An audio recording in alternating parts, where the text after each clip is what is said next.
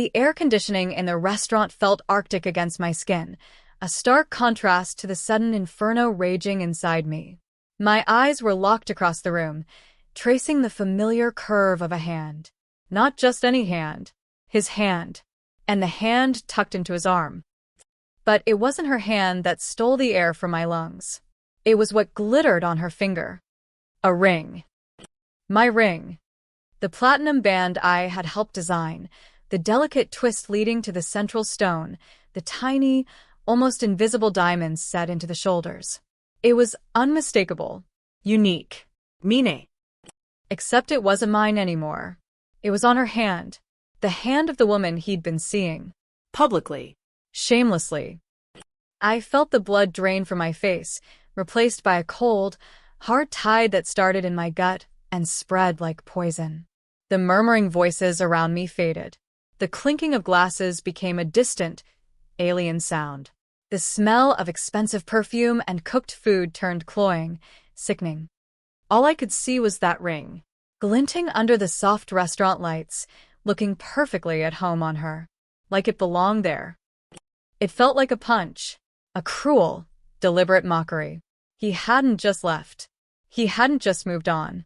He had taken a piece of us, a symbol of our history, and given it to her, to make it theirs. My chest tightened, a vice gripping my ribs. It wasn't just about the ring.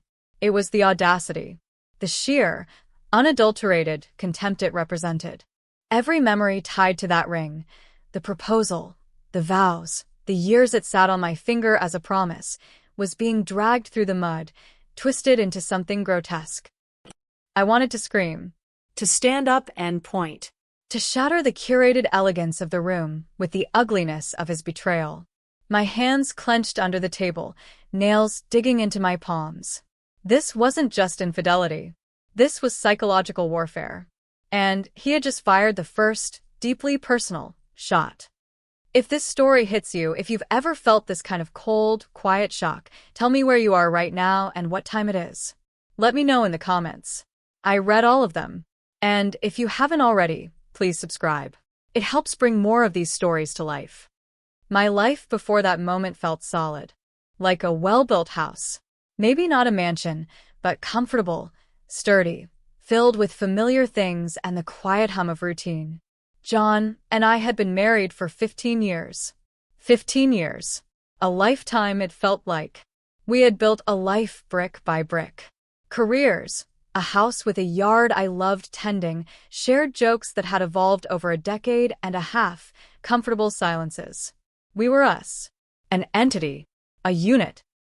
I was in my late 30s, working as a project manager, a job that suited my penchant for organization, anticipating problems, and bringing disparate pieces together into a functional whole. It wasn't glamorous, but it paid the bills and offered a sense of control I appreciated. Control was important to me. I liked knowing where things stood, having plans, executing them. It was how I navigated the world. John worked in finance. More volatile, more stressful hours, but also more potential. Or so he always said. He was charming, quick-witted, good at navigating social circles. People like John.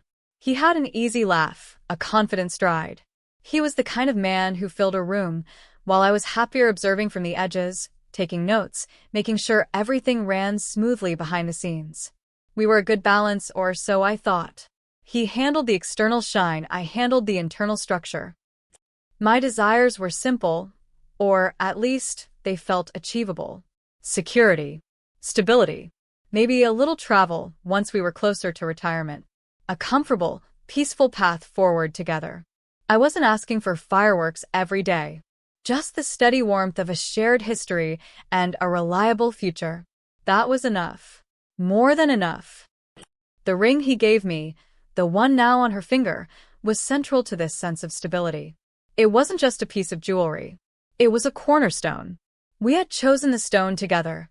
A beautiful, ethically sourced diamond that caught the light in a specific, almost playful way. I had sketched out the band design myself, the subtle twist meant to symbolize the winding, unpredictable path our lives would take, but always together. The tiny diamonds were like scattered moments of shared joy, embedded in the journey. It wasn't a standard solitaire. It was ours. It was me. I remembered the day I picked it up from the jeweler. The weight of it in my hand. The way it felt slipping onto my finger for the first time. It wasn't just metal and stone. It was the condensed essence of promises made, of a future envisioned. Every time I looked at it, it was a reminder of where I belonged, who I belonged with. It was an anchor in the sometimes choppy waters of life. We had the usual marital ups and downs, of course. Stress from work, minor disagreements about finances, differing opinions on how to load the dishwasher. Normal stuff. Nothing that felt like a foundation crumbling. We talked, we compromised, we moved on. I thought we were resilient. I thought our 15 years had built something unbreakable. Looking back, I realize now there were cracks. Small ones, easily dismissed. His increasing late nights at the office. The way his phone became a more private object, face down on tables, notifications silenced. A certain distance that crept into his eyes sometimes, even when he was smiling and talking to me. I attributed it to work stress. The pressure of his job. I was supportive. I tried to be understanding. I gave him space. I thought that's what you did in a long marriage. You weathered the storms together. You gave each other room to breathe during tough times. I didn't see it as him creating distance from me. I saw it as him needing space for himself, which I was there to provide. I remember specifically a conversation we had maybe 6 months before I saw her with the ring. We were sitting on the patio, the evening sun warm on our faces. I was talking about potentially renovating the kitchen, a dream I'd had for years. He was quiet, sipping his drink. When I finished, he just nodded vaguely and said something about it being expensive, maybe not the right time. It wasn't a firm no, but it lacked the usual enthusiasm, the shared dreaming I was used to. It felt non-committal. Like he couldn't see our future extending into that kitchen. I brushed it off. Later then, I said. No rush, but the feeling lingered, a faint, unsettling ripple in the still water of my perceived security. There were other things, little arguments that felt bigger than they should have.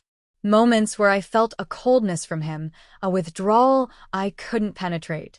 I tried talking to him about it, expressing my feelings, asking if everything was okay.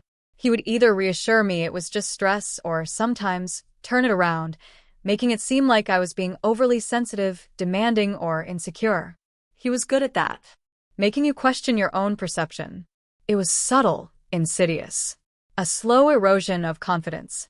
But even then, the thought of infidelity, of this, it never crossed my mind. Not seriously. Not in a way I allowed myself to dwell on. Marriage was sacred. Our history was a shield. The ring on my finger was a constant, tangible affirmation. It was impossible. He wouldn't. We wouldn't. The house wasn't built to fall down. I had taken the ring off maybe 6 months before I saw her with it. My fingers had started swelling a bit, likely due to some minor water retention or a slight weight fluctuation. It was uncomfortable. I put it in the small velvet box in my jewelry drawer, intending to get it resized immediately. Life got busy. Work was hectic. The kitchen renovation dream was put on the back burner, and so was the ring resizing. It sat there, waiting. A symbol temporarily benched, but still a symbol nonetheless. I missed the feel of it, the weight on my finger. It felt strange, naked without it. But I knew it was safe. It was mine. It would go back on soon. I saw her for the first time at a company event John had to attend. She was striking. Younger, of course. Vibrant. The kind of woman who seemed to glow. He introduced me politely, almost too casually. This is Sarah from the London office. Sarah, my wife. His hand lingered, maybe a second too long on her arm. I smiled, shook her hand. Her grip was firm. Her eyes met mine, and there was something there. Not hostility, not pity. Something harder to read. A knowing? A challenge? I dismissed it. Just my imagination. She was just a colleague. An attractive one, yes, but a colleague. Later, watching them from across the room, the way they laughed together, the easy intimacy of their body language, a tiny seed of unease was planted. I told myself I was being ridiculous. jealous, insecure. All the things he'd subtly accused me of being. I pushed the feeling down. My house was sturdy. My foundation was strong.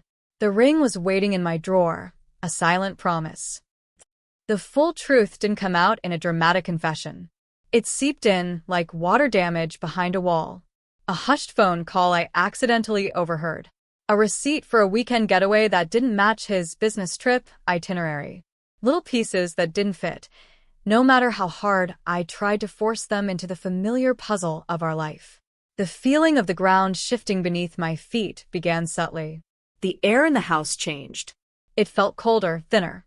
His lies weren't just omissions. They were woven into the fabric of our daily conversations. Talking to him felt like trying to catch smoke. He was there, but not present. His eyes were elsewhere. His mind was miles away, presumably with her. I started sleeping in the guest room. It wasn't a conscious decision at first, just a preference for the quiet, the space, the absence of the tense, suffocating silence that had become the norm in our bedroom. The king-sized bed I had shared with him for 15 years suddenly felt vast and empty, a monument to a shared intimacy that had vanished. In the guest room, I could curl up in the smaller bed, wrap myself in a different blanket, and pretend, just for a few hours, that I was simply staying at a friend's house, that this wasn't my life crumbling.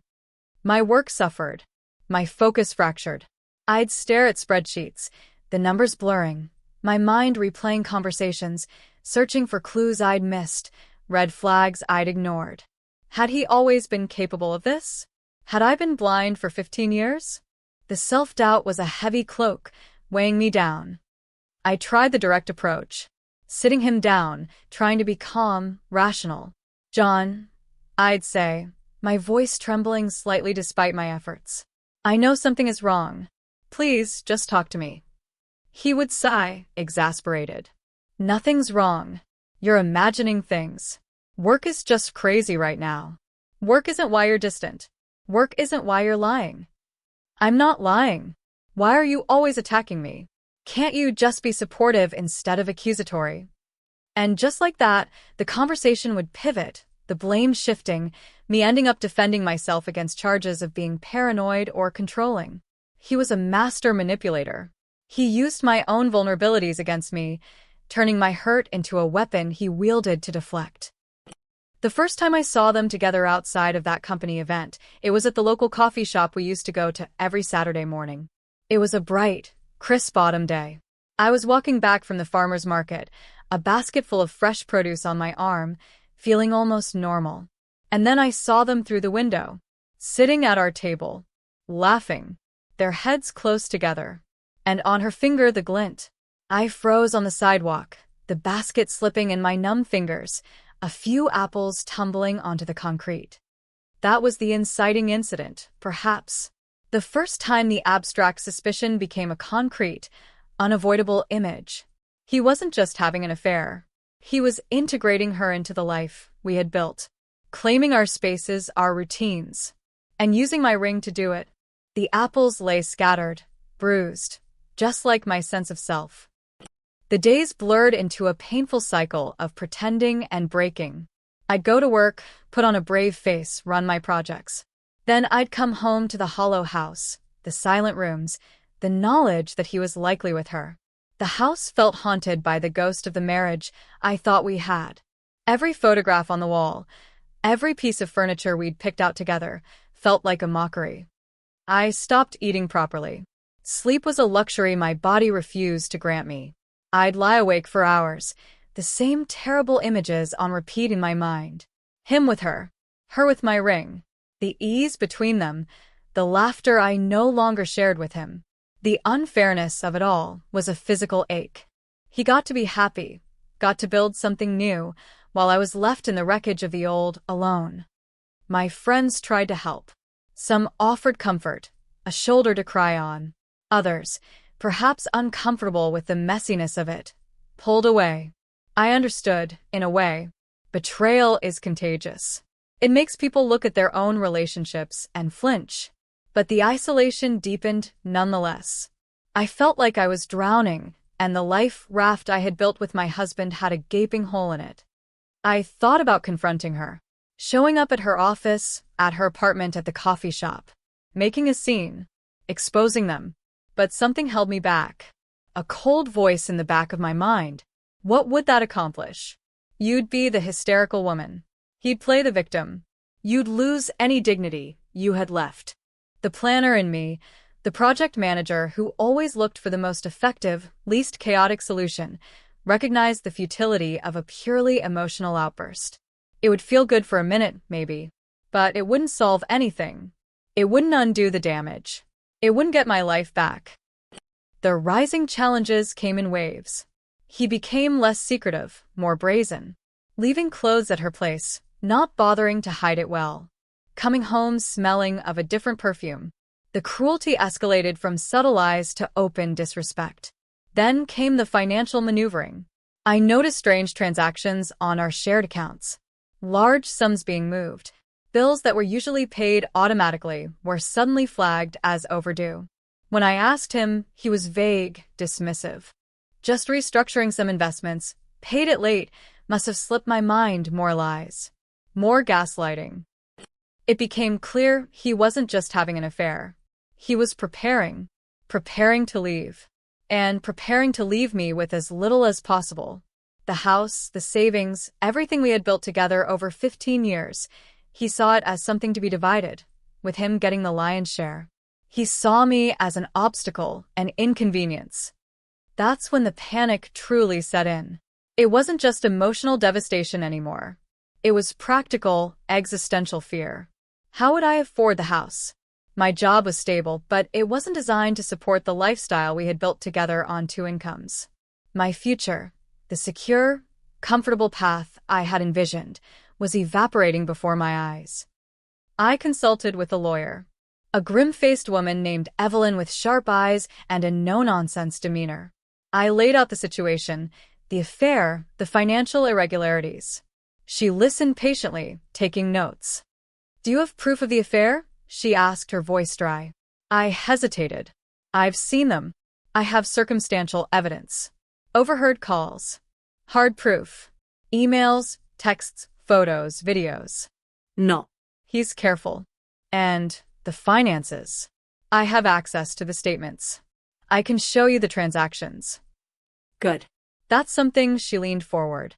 Divorce is rarely simple, even without infidelity. When infidelity is involved, especially with financial issues, it gets complicated. He'll deny everything. He'll try to paint you in a bad light, make you look unstable, emotional. You need to be prepared for a fight. A fight. The word hung in the air. I wasn't a fighter. I was a planner. A builder. Confrontation made my stomach clench. But looking at Evelyn's resolute face, I understood. This wasn't a disagreement over the dishwasher. This was survival. "What about the ring?" I asked almost as an afterthought.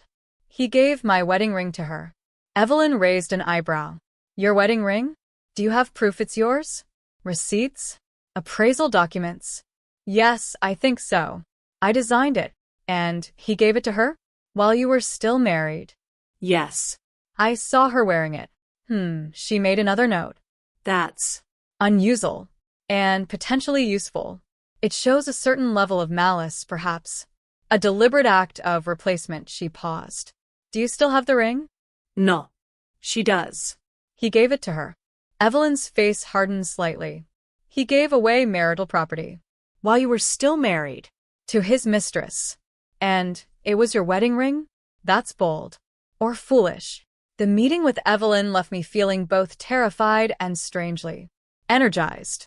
Terrified by the scale of the battle ahead, the potential for ugliness, the fact that the man I had loved and trusted for 15 years was capable of such deceit and cruelty. But energized by the sense that there was a path forward, even if it was arduous. I wasn't powerless. I had Evelyn. I had my own knowledge of our finances. And I had the ring. Or rather, she did. The thought of the ring kept returning. On her finger, symbolizing their connection, their supposed future. The ultimate slap in the face. How could he? How could he take that? One sleepless night, staring at the ceiling, The image of the ring on her hand flashed in my mind again. And then, like a sudden jolt, another image overlaid it. The jeweler's workshop. Me, leaning over the counter, talking to the elderly craftsman. Discussing the design. The stones. And then the engraving. My heart leaped. The engraving. For years, I had completely forgotten about it. It was something I did almost on a whim, something private, a small, personal detail nobody else knew about. At the time, I wasn't entirely sure why I did it. A dark joke? A tiny act of rebellion? An acknowledgement, perhaps, of a lingering doubt I hadn't allowed myself to fully articulate. The memory came back with perfect clarity. The jeweler, spectacles perched on his nose, asking if I wanted any inscription inside the band. Most couples chose their initials and the wedding date. Sweet. Traditional, but I had hesitated. Our relationship hadn't always been a fairy tale. There had been moments, even early on, where I felt a subtle imbalance, a sense that I was perhaps more invested, or that his gaze sometimes drifted. It was a fleeting feeling, something I'd bury quickly, reminding myself of his charm, his laughter, the way he made me feel safe. But the feeling, perhaps, had left a small mark. So, instead of initials, I had chosen a phrase. A private, almost cynical observation. Something that felt true in certain quiet, vulnerable moments, but which I never intended to share. It was a sentence I sometimes whispered to myself in my head when I felt overlooked or when his attention seemed to be elsewhere. And I had it engraved in tiny, delicate script on the inside of the band, right where it would press against the skin.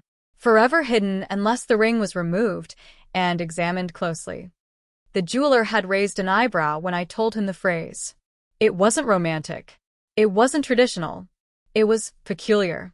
But he was a craftsman, not a therapist. He simply nodded and made a note. Very well, madam. As you wish. And there it was. The memory. The forgotten detail. The engraving. The phrase was, "Forever my second choice." Forever my second choice. I lay in bed, the weight of the world lifting slightly, replaced by a cold, hard clarity. He had taken my ring, the symbol of our marriage, the ring I had designed, and given it to his mistress. He intended it to be a symbol of her replacing me, of their new beginning built on the ashes of my past. But he hadn't known about the engraving. He had been so careless, so arrogant in his assumption that the ring was simply property, a piece of metal and stone to be repurposed. He hadn't paid attention to the details. He hadn't remembered me, the person who designed it, the person who had lived with it, the person who had put a piece of her true, hidden feelings into its very core. He thought he was making a grand gesture to his new love, using an old, discarded object. But he was handing her a symbol of my quiet, buried truth about him, and a truth about her own position in his life. She wasn't getting a ring that symbolized their love. She was getting a ring that symbolized my experience in the marriage she had helped destroy, and perhaps a foreshadowing of her own future. The emotional devastation was still there, a dull ache in my chest. But it was no longer the dominant feeling. It was joined by something sharper, colder. A calculating detachment. This wasn't just about being hurt anymore. It was about strategy. It was about turning his own weapon against him. The house felt different now. Not just haunted, but a stage. The financial documents spread across the dining table weren't just evidence of his deceit. They were blueprints for my liberation. Evelyn's words about a fight echoed, but they didn't sound terrifying anymore. They sounded like a challenge I could meet. The deepening crisis was real. He was moving faster now.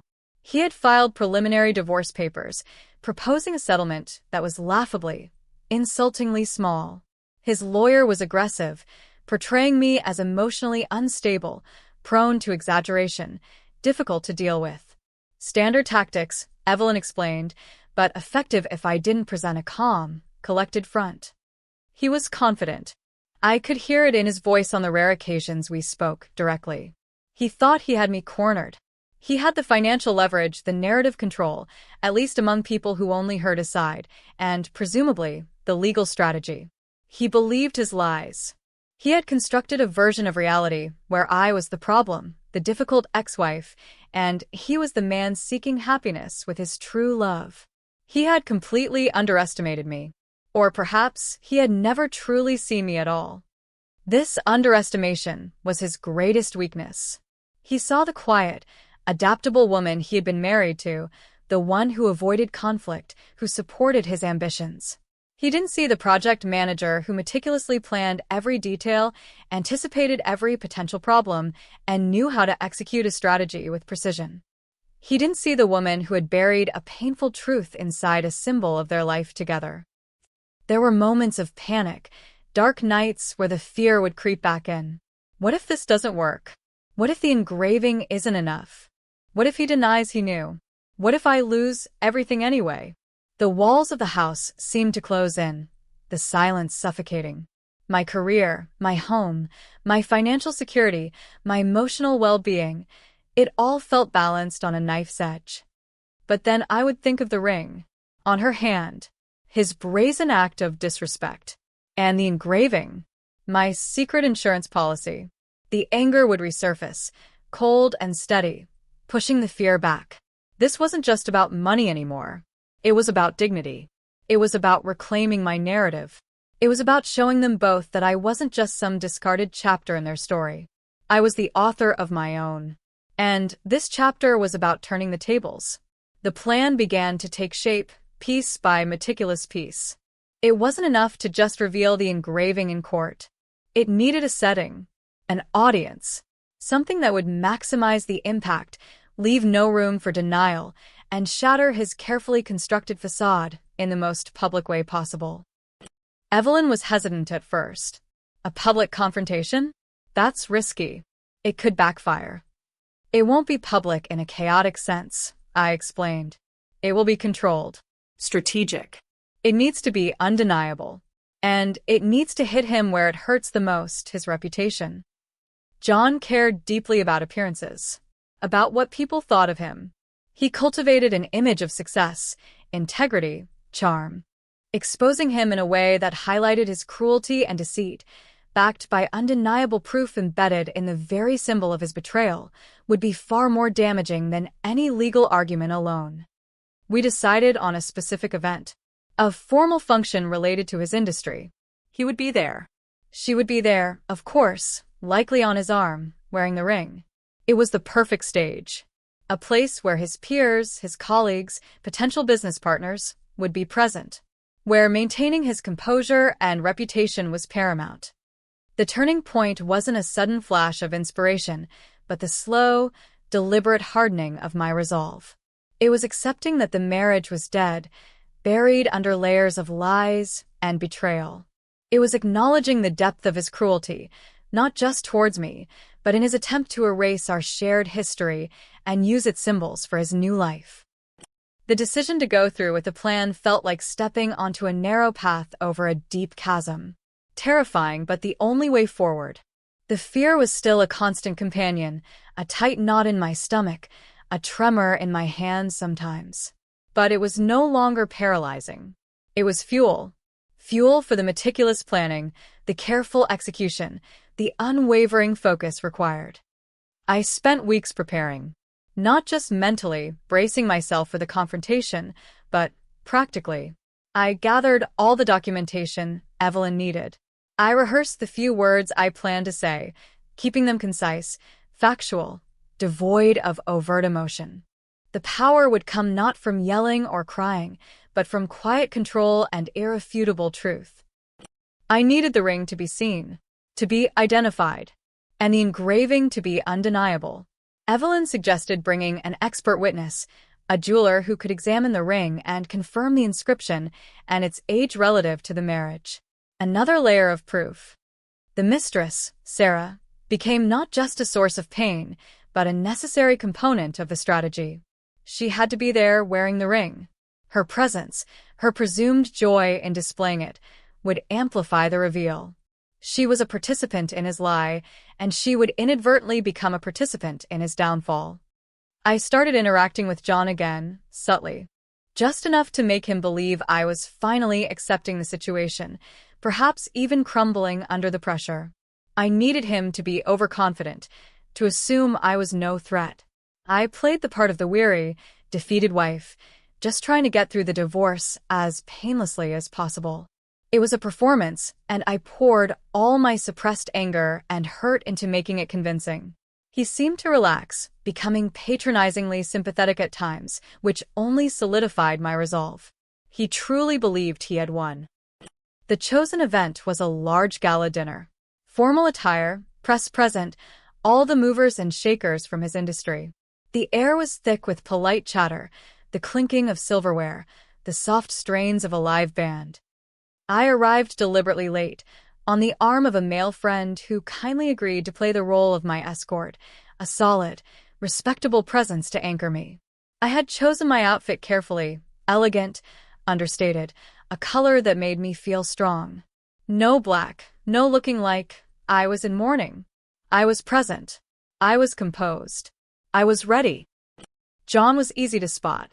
Near the head table, holding court, a confident smile on his face. And by his side, Sarah, radiant, wearing a dress that shimmered. And on her left hand, unmistakable even from a distance, the glint of my ring. It looked enormous, catching every available light source. She was clearly proud of it. I felt a brief, sharp pang in my chest, seeing it there, in that setting so openly displayed. But I pushed the emotion down. This was no longer personal in the raw, bleeding sense. This was a performance, a surgical strike. Evelyn was also present, circulating subtly, observant. The jeweler I had arranged to be there, Mr. Davies, a quiet man with sharp eyes and delicate hands, was nearby, mingling professionally. I navigated the room slowly, speaking to acquaintances, maintaining a calm demeanor. I needed to get closer. As the dinner wound down and people began to circulate more freely, mingling with drinks in hand, I saw my opportunity. John and Sarah were standing near a group of his colleagues, laughing. Sarah gestured with her hand, the ring flashing prominently. Taking a deep breath, I walked towards them, my friend by my side. My heart hammered against my ribs, a frantic drumbeat against my calm exterior. This was it. 15 years. The betrayal. The lies. The fear. The planning. It all led to this moment. As I approached, John saw me. His smile faltered for a split second, replaced by a look of mild annoyance, quickly masked by a forced politeness. Sarah turned, her eyes widening slightly. The confidence on her face wavered. "John," I said, my voice clear and steady, cutting through the ambient noise. "Sarah." John recovered quickly. "Eleanor, what a surprise. I didn't expect to see you here." "I'm allowed to attend," I replied simply. There was an awkward silence. Sarah stood close to John, her hand, the one with the ring, resting conspicuously on his arm. I looked directly at Sarah. "That's a beautiful ring you're wearing, Sarah," I said, my tone neutral, almost conversational. She smiled, a small, triumphant smile. "Thank you." "John gave it to me." "Yes," I said, my gaze flicking to John. "I recognize it. It was my wedding ring." The air crackled. John's face went pale. Sarah's smile froze. The few people nearby who were listening subtly leaned in. "Eleanor, this isn't the time," John hissed, his voice low and tight. "Oh, I think it's exactly the time," I said, still looking at Sarah. "It's a very unique design. I designed it myself, actually, about 15 years ago." Sarah looked down at the ring, then back at me, confusion clouding her face. "It was very important to me," I continued, my voice gaining a quiet intensity that held the attention of everyone within earshot. "A symbol of promises made, of a future built together." I took a small step closer. "Have you ever looked closely at the inside of the band, Sarah?" She blinked, shaking her head slightly. "No, not really. There's a small engraving," I said. "Something I had put there when I first got it.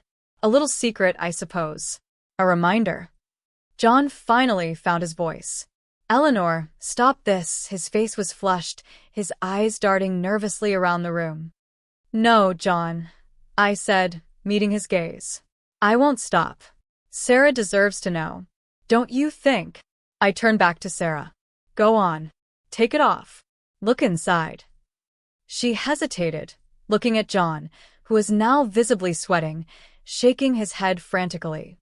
Sarah, I prompted softly. Just look. It's right there. In tiny script.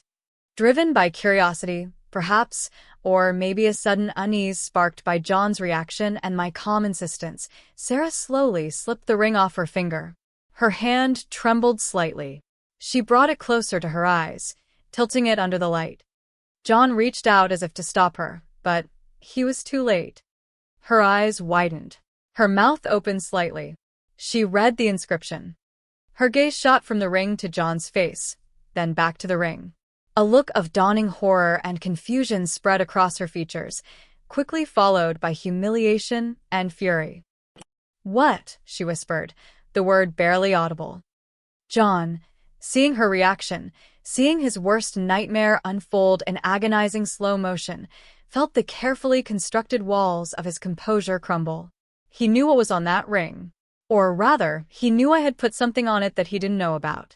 The implication hit him like a physical blow. He let out a sound that was a strangled gasp and a roar combined. "And oh," he screamed, the single word echoing through the sudden hush that had fallen over the immediate area. Heads turned across the room.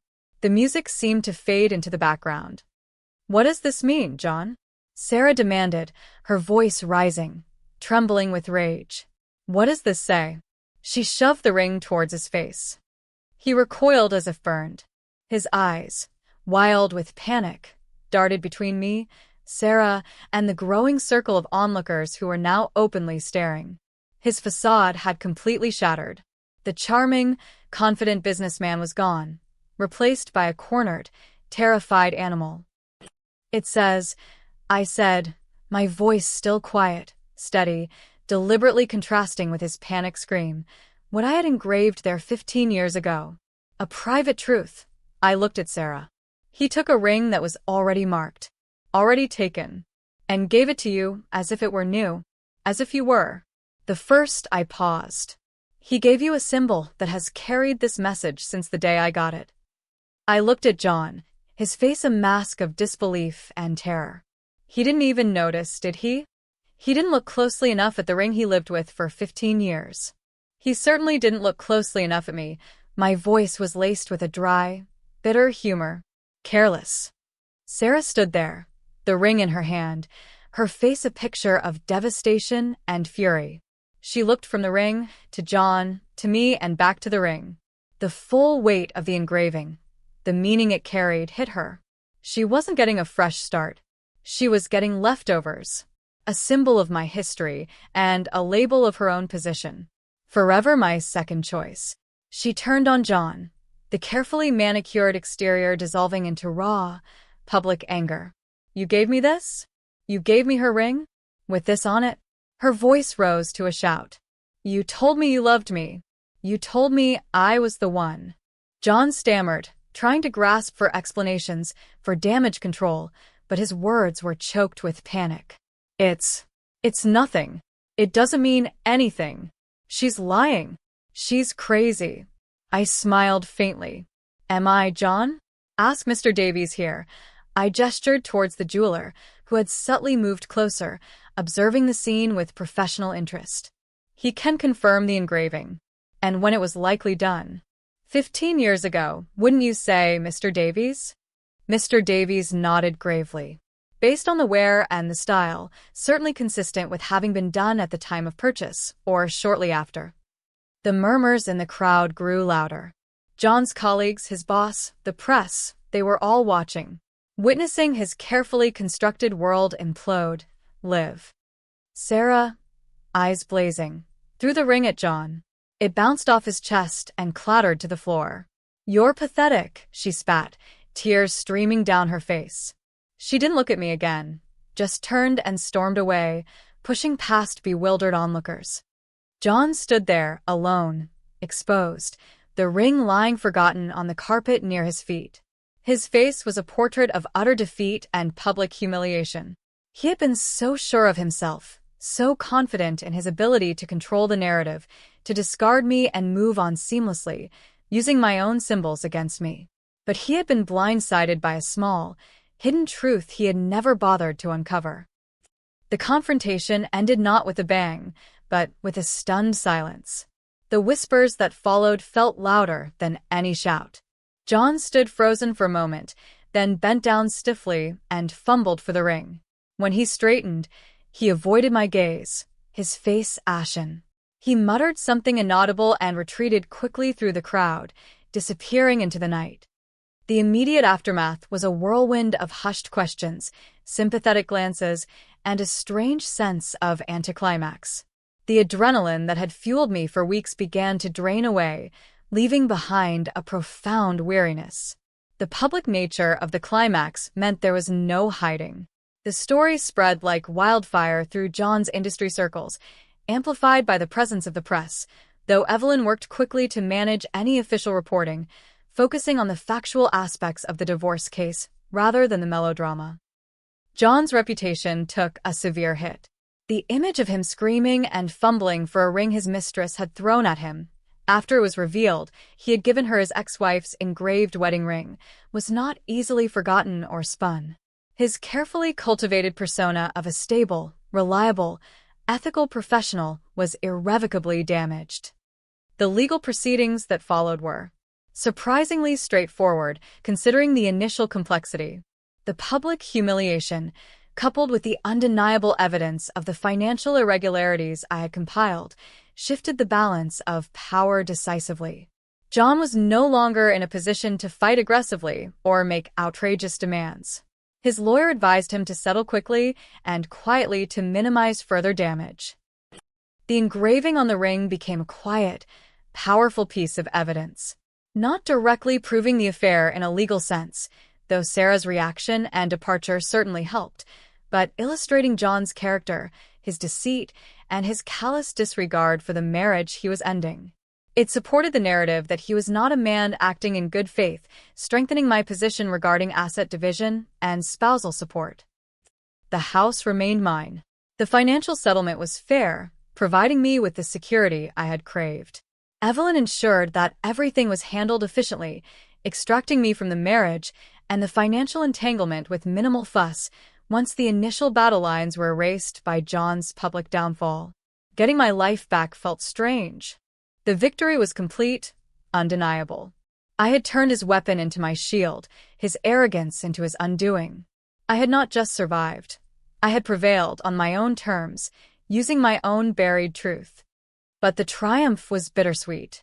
The house felt less like a home and more like a survivor's shelter. The silence was no longer tense, but simply empty. The 15 years I had invested, the love I had given, the future I had believed in, it was gone. No amount of legal victory or public vindication could bring that back. The ring. I never saw it again after that night. I imagine it was discarded, lost, or perhaps kept by Sarah as a bitter, ironic souvenir. It no longer held power over me. It was just an object, its intended meaning twisted and broken. Its true meaning, the engraving, was mine. A reminder of a lesson learned in the most painful way possible. Pay attention to the details. Trust your gut. And sometimes the quiet, hidden truths are the most powerful weapons of all.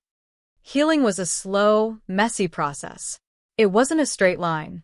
There were days filled with anger, days with sadness, days with a quiet, numb resignation. But there were also days with a burgeoning sense of freedom. The weight of his lies, of the pretense, was gone. I could breathe again. I started renovating the kitchen, piece by piece. It was a physical act of rebuilding, of claiming the space, making it truly mine. I chose colors I loved, designed it for my own needs, not a shared vision that had vanished. Every tile laid, every cabinet installed, felt like reclaiming a part of myself. I learned to trust myself again. To listen to that quiet voice of intuition I had ignored for too long. I learned that stability doesn't come from another person or a shared history, but from within, from your own resilience and self-knowledge. The engraving, forever my second choice, stayed with me. Not as a scar, but as a strange kind of testament. It was a recognition that perhaps, on some level, he had always been incapable of fully committing, of seeing me as his true, undisputed partner.